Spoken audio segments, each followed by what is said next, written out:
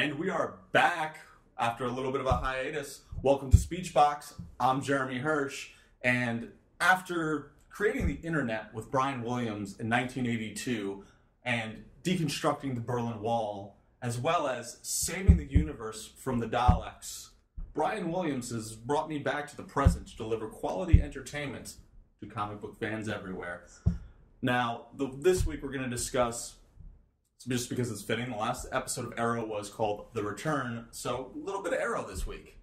Not a little bit in terms of Atom-sized Arrow, nudge, nudge, wink, wink, but just what's kind of transpired. We're in Season 3 of Arrow, and kind of one of the biggest things that I've noticed, and some of the other fans have noticed, is there hasn't been such a great attention to detail in sort of the secondary and tertiary characters of the show. Flash does a really good job of giving everybody something to do, and characters like Felicity and Laurel and Roy and Thea have not necessarily been much of the main front. Thea's definitely had a little bit more development in terms of stuff going on with Malcolm Merlyn, played by the fantastic John Barrowman this season, but aside from that, everybody else, Diggle included, not a whole lot going on. So when we last left Arrow at the mid-season finale, Oliver Queen died.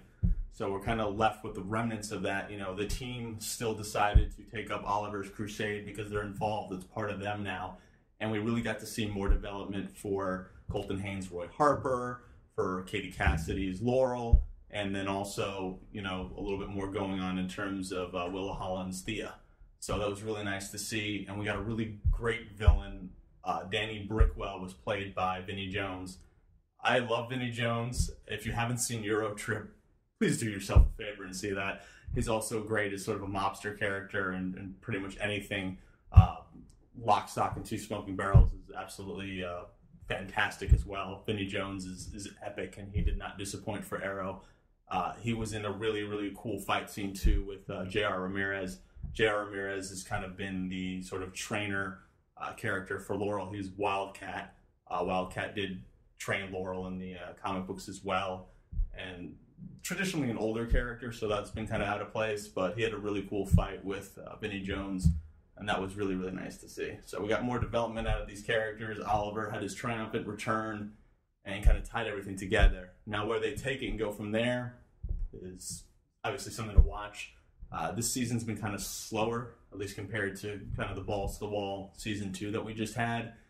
Previous episode, we did get Manu Bennett returning as Slade, kind of advanced the story there, as Thea now working with her brother Oliver and working with her father, Malcolm Merlyn, to prepare for an ultimate showdown, so to speak, with Ra's al Ghul. So that's been going really well. You have the side story now going on with Laurel Lance in terms of developing as the Black Canary. She had some really, really nice teamwork in Oliver's absence with Roy Harper, Red Arrow, Arsenal, however you'd like to call him, and that was really nice. And then you have her relationship now with her father, who just found out that Laurel's sister Sarah is dead, and obviously Laurel taking up that Canary moniker, so there's ramifications from that. Felicity's kind of been bouncing back and forth between the team and Ray Palmer, played by Brandon Routh, who's going to be the Atom shortly, and the developments from that are going to be really cool. We'll also see Atom soon team up on The Flash with Barry Allen, so that's something else to kind of watch for, and that's going to be really exciting too, that we should be following. Still kind of in limbo is David Ramsey's John Diggle. Diggle's always a really nice piece in terms of, you know, whatever they need him to do as a character, providing levity, providing humor, great in action scenes as well, but he kind of feels a little bit stagnant. You know, he's always been sort of a good voice of reason to Oliver, and still serves as sort of the best friend role, which is really cool to see. But they definitely need to develop him a little bit more this season, give him more to do.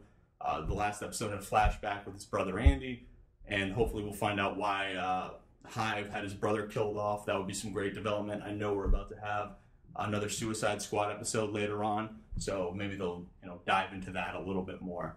Some of these things would be nice to see and sort of push everything along. Outside of Arrow, Pat and I just had a phenomenal time at VA Comic-Con. You can definitely check out on our channel the sort of recap video from that. A lot of great interviews with cosplayers, a lot of snippets from people you'll start seeing in our Broment of the Week. For this week, we actually got to talk to White Tiger Filmz. Great bunch of gentlemen there, responsible for Viva La Cosplay, Ghostbusters Richmond, and we will leave you this week with our interview at VA Comic Con with White Tiger Filmz.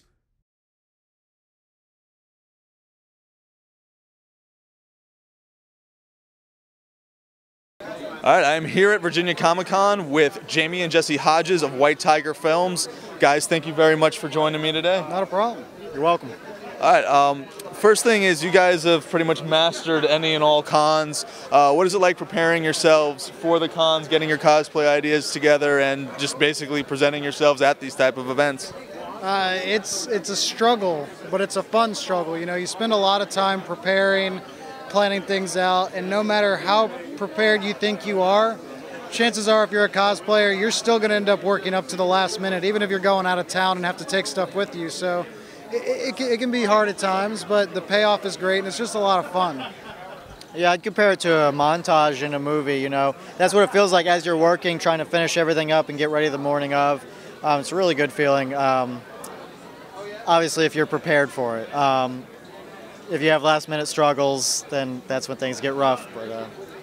And, I mean, White Tiger Filmz, Viva La Cosplay, Ghostbusters Richmond Division. How do you guys balance having, you know, all these different projects and then obviously your real lives as well?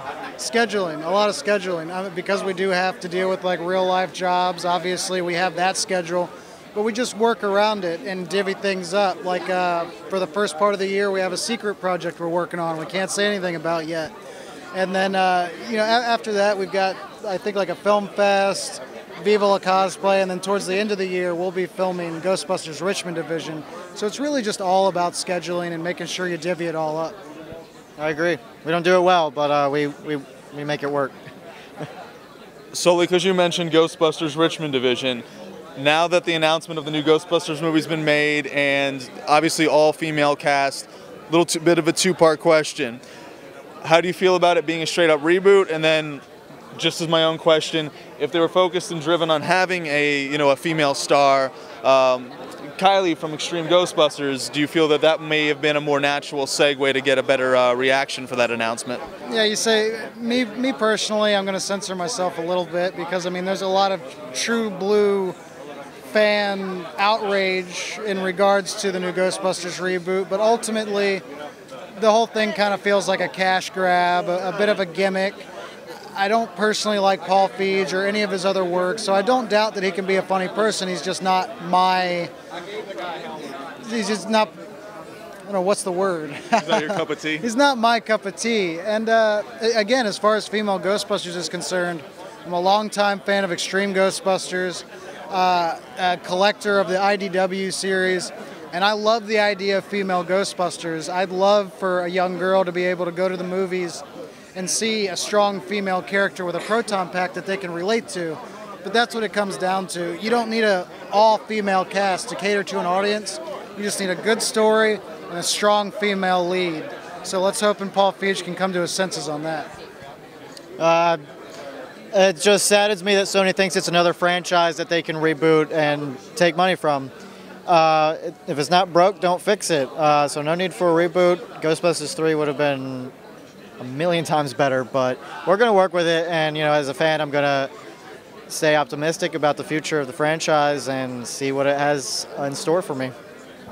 Also, to kind of wrap up, Speechbox is predominantly a comic book television show. Obviously, Walking Dead, a graphic novel, cosplaying as Walking Dead characters. Little bit of insight, because there's been some rumblings that Walking Dead may or may not, shoot in Richmond. What have you heard? What excitement would that bring to the city, and what is both of your general reactions to that as a possibility? Well, again, it's kind of hard to say in a lot of ways because the show doesn't necessarily run off of the comic books. I do believe in the comics they end up running through Richmond on their way to DC, assuming that's still the plan. But there's been some speculation, and Tyrese, who is actually a Richmond native, was asked recently on Twitter if the show would have any sort of production plans here in RVA, and his only response was the prodigal son returns, so we can only hope. Well, yeah, it's actually, fun fact, Jamie and I have worked for the production company behind The Walking Dead as well as other shows on AMC. So if they are coming to Richmond, it's a good chance that we would know and they would make a big announcement. So they're actually local as well, just down the road. So if they're going to film here, we're going to know about it, and we're definitely keeping our eyes and ears open for that. All right, very cool. Last question, I promise. Better with a bow, Green Arrow, Stephen Amell, or Daryl Dixon? That's hard. Because Daryl, I mean, he's spent a lot of time out in the woods. He's hunting almost on an everyday basis. But then you got a guy who's got the guts to stick a punching glove on the end of an arrow. So, I mean, I'd have to say Daryl might be the better archer, but man, Green Arrow's got some style. Jamie, Jesse, thank you both very much. I appreciate your time. Nice talking to you. White Tiger Filmz, everybody. We'll have the link and the description for their work in the video below. Thank you. Tiger Filmz. That's it this week for Speechbox. I hope you guys enjoyed that interview with White Tiger Filmz. Although you're gonna pick Daryl Dixon over Oliver Queen. Bro's a little bit more trained with a bow, but thank you very much for watching. Please be sure to subscribe to this channel. Follow me on Twitter at DJHirsch42. Like us on Facebook at facebook.com/Speechbox42. And just keep watching. You know, give us comments below. Let us know, actually, for this week, who do you think is a little bit more lethal with a bow? Daryl Dixon, Oliver Queen? Comment in this video. Hit me up on Twitter about it. Post in our Facebook section when this under this video. And until next week, always be a fan.